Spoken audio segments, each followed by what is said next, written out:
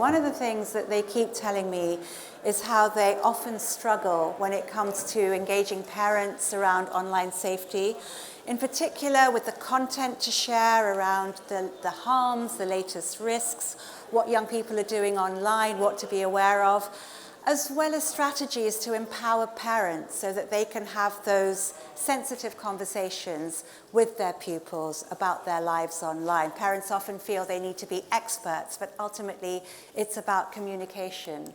So with that in mind, my colleague and Mark have put together a ready-to-use PowerPoint that you can take back to your school and deliver a session to parents. I'm only going to show you a handful of some of the slides just to give you a flavour of the conversation starters that you can have and the stats. Feel free to use it in its entirety. There are several more, or just pick out the bits that you need. But just so you're aware, all the information is based on this year's Ofcom Media Attitudes report around children's and parents' behaviour online. And also we've incorporated the stats from Revealing Reality's anti-social media report, really startling facts around, for example, Snapchat and WhatsApp and things that young people are doing.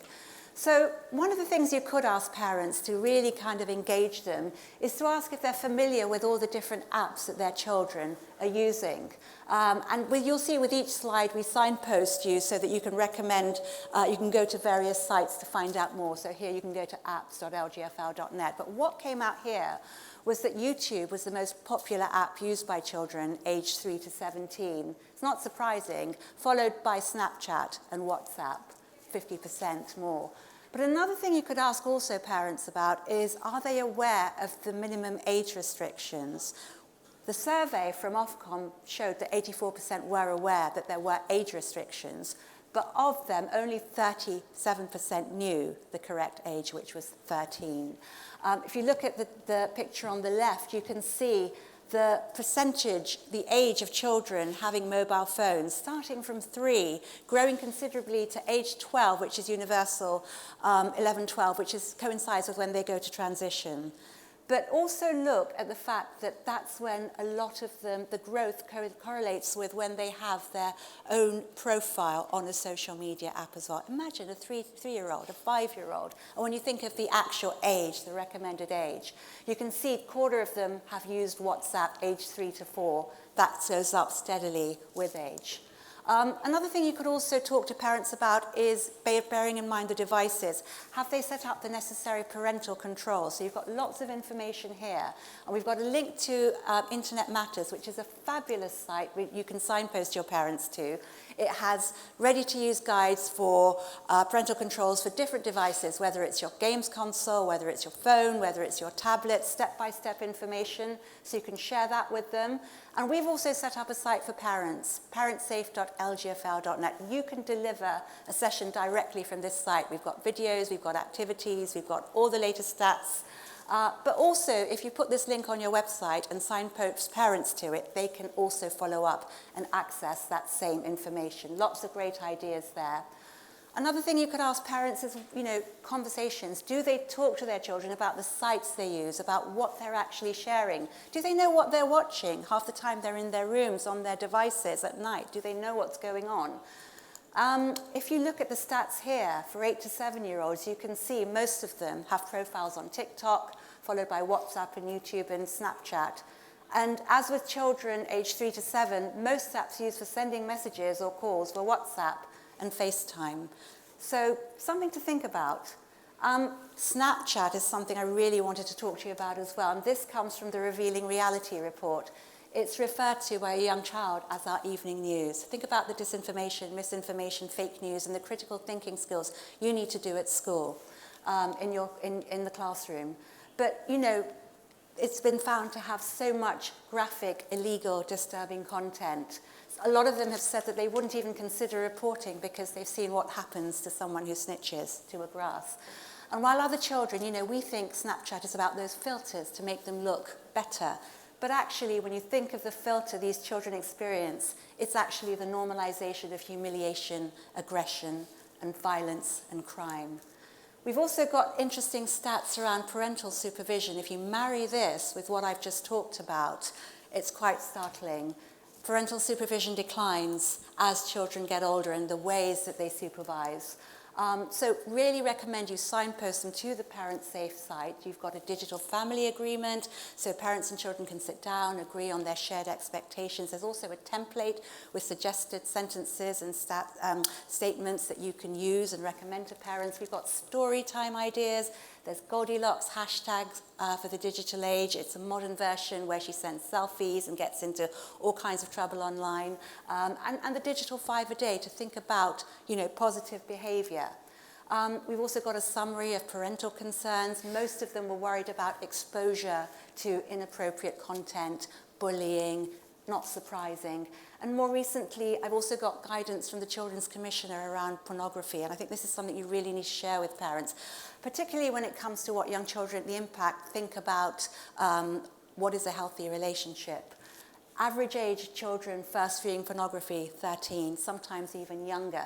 But actually, they don't even have to go to pornography sites. A lot of them can access it unwittingly on social media, or Twitter, Snapchat, and Instagram.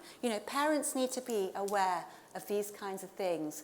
What's positive is that children will talk, and the person they're most likely to talk to are their parents. So this is where you can come in and really work towards engaging parents in order to support them. Another thing, we often think, why don't children come forward? Why don't they report? Barriers to disclosure. A lot of them, only 14%, had used the reporting flagging function. So think about talking to your parents and your pupils, regularly reminding them what the various reporting channels are, but also how to make a report, whether it's on the social media platform, who their trusted adults are in school. Do your parents know? Are they confident to come and talk to you as well? Online gaming is a big area as well, and I think one of the stats here that stood out for me was that a quarter of children played against someone they didn't know outside of the game. And 22% chat to people they don't know when it comes to chatting. So think about that. Think about, the concerns, and obviously with the prevent duty as well, and the implementation and the statutory requirement. Think about, the impact around extremist content, hateful content online, and what you can do to promote those critical thinking skills, build young people's resilience. To support you with that, we've also worked with the DFE to develop a resource called Going Too Far, aimed at building young people's awareness around extremism and enabling them to think critically online so that they know whether they're breaking the law, they know what's illegal, and that more importantly, they know who to come forward, how to report as well. So do take a look at that. There's a great quiz there, scenario-based quiz, bringing real-life situations so that they can relate to them and you can sort of have those conversations with them. So I'm now going to hand over to Mark.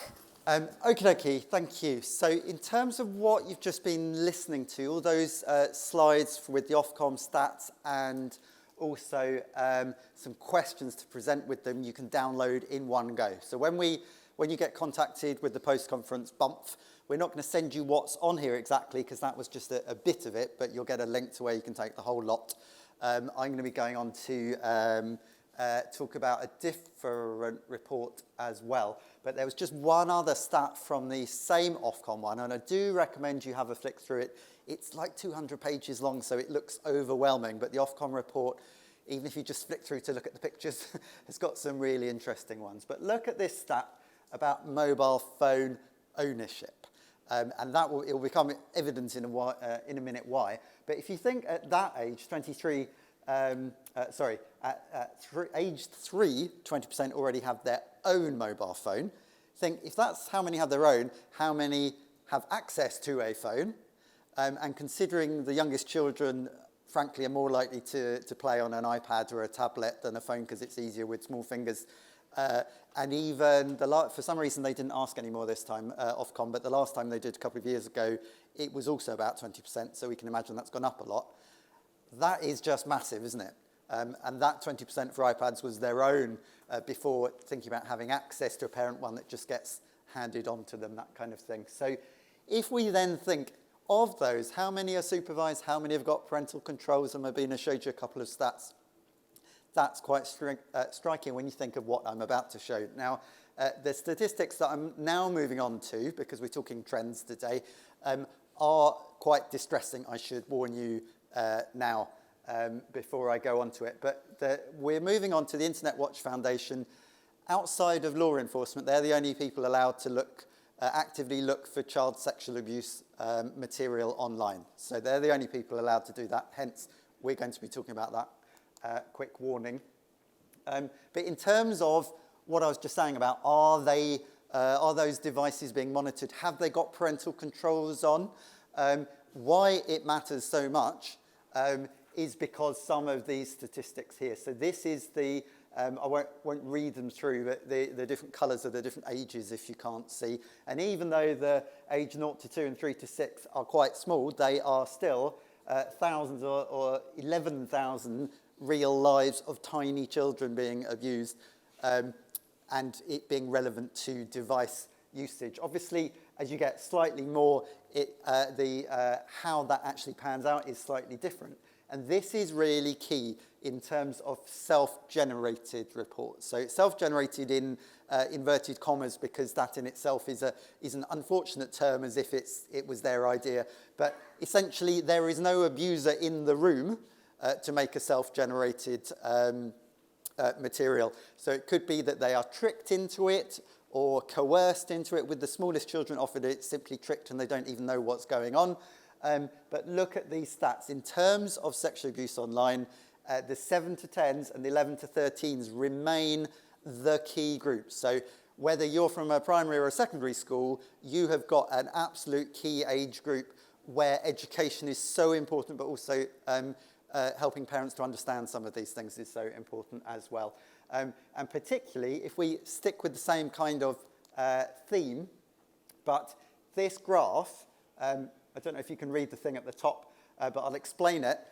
First of all, the graph in red shows where there was nobody present, so what I was explaining about self-generated, compared to when there is an abuser present. And I'm not just trying to go into this for gory shock tactics, but in terms of parents thinking it wouldn't happen to me because or to our family because I'm at home with them while they're on their iPad. For a lot of those red ones, there was still a parent in the house, but they were in another room because they were with an iPad with no parental controls or whatever, alone in their bedroom. And this was, last year was the first time for the 7 to 10s that figure went over 50%, as opposed to actually there being an abuser in the house. So that is just such a striking trend. If you forget everything else, I think that one, that it's first time it's been more than 50%, and it's gone up a lot more to 63. That is massive in terms of why parental controls, which is frankly a bit of a boring subject, isn't it? And if you start using them, you'll see that they can be rather annoying as well. But so important. And it was, I can't remember if I've got it on the next slide or not, but those two groups, 7 to 10 and 11 to 13, remain the really key groups. Oh, here we go. So we've got some key figures here. Of all the reports found, 61,000 for 7 to 10-year-old girls, and a massive figure for, again, girls in that age range. And it's really important not to disregard the boys, but the girls in those two age ranges do represent the massive and growing figure of this awful material that's being found online. And it is awful material. It's not just a holiday snap where someone happens to be naked. It is more than that, shall we say. So these are the trends, and it is going up year on year. There was lots of talk during COVID of, it's lockdown and lots more time on devices, expecting it would go down again, but it has since then just gone up and up post all of the many lockdowns, and sees no sign of going the other way as well. So just thinking back to, because we are talking about trends and things today, but still in terms of what we do about it, they're trying to help parents to do something about it. What Mubina said with the Parent Safe site has got a big chunk on parental controls. Parental controls aren't the answer to everything, but certainly it's a darn sight better than nothing. If you can lock it down to a certain app, make it turn off at night, that kind of thing, when you consider this, which was from a couple of years ago anyway. All of those really young children with their own phone, and most sleeping with it by the bed anyway, if it's not getting turned off at night because of controls, then the trends will just continue to go on. Because I did actually want to get you guys involved. I should have said it at the beginning to give you the chance to run away. But we'd love to get some thoughts from you of the kinds of trends that you're seeing. So I'm going to talk through some of these for a few minutes of what we have seen or spoken about to schools that we've been dealing with over the last year. Because they're just as important. So we've shown you the national trends of what's going on in terms of device usage and all of that. We've shown you some of the really scary stats from IWF. But from the individual conversations that Mubina has or I have when a school phones us up to talk about an issue they're having, these are some of the things that are happening. So it'd be great to hear from you what's going on in your school as well, because this is the reality. So the top left one is, I don't know why some's in capitals and some not, but filming fights, that is a massive thing. So these days everyone whops their phone out rather than going to help anyway, and lots of these are behaviours that young people and children learn from adults rather than from anywhere else, because that's just what we do, isn't it? But there's a lot more of filming fights and then circulating it on messaging apps and the like that's been causing an awful lot of trouble in schools over the last year. And I'm sure some of you are thinking it was like that 10 years ago as well, but we've really seen trends increase massively in that, and lots of schools saying that that's really a big thing because of the then sharing and the perpetuating of the trouble that causes is a really big one.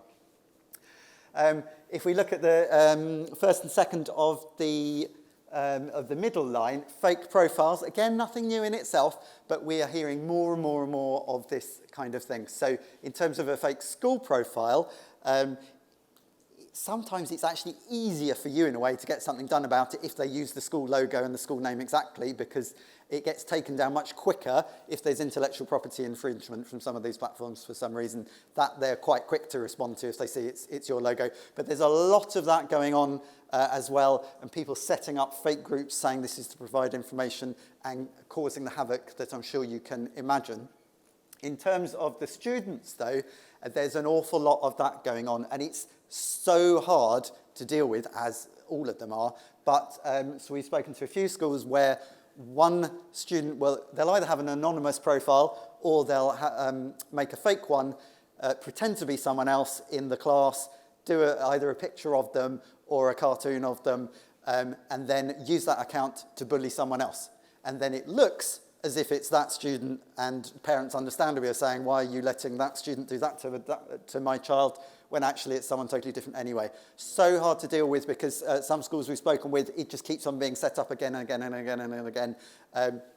So unfortunately, I'm not giving you answers to any of these, but I think it's important to know that if that hasn't happened in your school or you haven't heard about it yet, this is the kind of thing that they will hear about from other schools. And I'm not talking just about secondaries. There's an awful lot of this in primaries. Bottom left, I'll kill you or I'll kill your family if you don't do X, Y, or Z. We've heard stories of that from, again, primary schools, quite young ages. And we don't need to go into the kinds of things that they're asking them to do, but, you know, not nice things. Hence, you know, it's that message that we talk about of what do you do if you get if you get into trouble online or you get worried by something. I know you know it's not just a throwaway sentence, but sometimes it can be tempting to think, oh yes, they repeated it back to us, that's all fine. But adding in somehow, because it's tricky, especially with the younger children, if you don't want to scare them, but remembering also, if they tell you that something bad will happen, you should still tell someone, because that kind of pressure on any person, let alone a small child, of, oh, I've got no choice, I mustn't tell, can have such impact, as I know you know. But there has been a bit of a trend on that as well. The middle one sounds quite specific, but even sending out calendar invites to fights, that was secondary school that I spoke to not long ago. Also a very interesting trend of trying to make it as similar as possible to the school one, so people think, oh yeah, that's the school domain, but a slightly different one. These kinds of things are happening all the time. I can see from your faces you need some good news soon. That might come in the form of lunch rather than me. I did mention that when I showed you those IWF stats, the 7 to 10 and 11 to 13 girls are really key demographics in terms of sexual abuse online. But there's an awful lot when it comes to the boys, especially teenage boys. There's quite a lot of financial extortion being used in that regard as well, where someone is pretending to be a pretty young lady, enticing them to send pictures and then leading to financial extortion if they don't want them circulated. So that's, we've been hearing a lot more of that over the last year. Again, it's not new, but it's coming up more regularly as well. The voice notes thing, just in case you weren't aware, because sometimes you might think, oh yes, we need some keyword tracking or whatever it is, as long as you can see the message or tell parents to check messages, that kind of thing will catch it. But voice notes are a bit easier to send a bullying message by as well. And yes, if we try and spin it round to the slightly more positive thing of what we're going to do about it, there's no really easy answer to how, but often it's the empathy that's missing in terms of understanding what you're doing. Because just like adults can sometimes be nasty keyboard warriors when in real life or offline they're not, trying to help children and young people be a bit more empathetic about situations that might happen online, we think is the key going forward. How you achieve that remains a challenge, of course, but trying to remind ourselves of that, I think, is really, really key as well. And remembering that it's not all their fault. Often, I put parents, I should have put adults, because it's all adults, isn't it? But this kind of behaviour is not because children or young people are stupid or bad. A lot of it is learned behaviour, because that's kind of how society ticks a bit at the minute. So important to remember that also when we're looking back at the children and young people that we work with, to be empathetic towards them as well, because this is kind of what they are learning in the world all around them. So we're going to stop in just a minute. Sorry if that was depressing, but I think it's really good to be aware of some of these trends, because these are the types of things that we're hearing lots about. We need to stop. If you want to talk more, feel free. I forgot to say that of all the things, this is probably the one that you won't get sent. So if you did want a record of that, take a picture before you leave.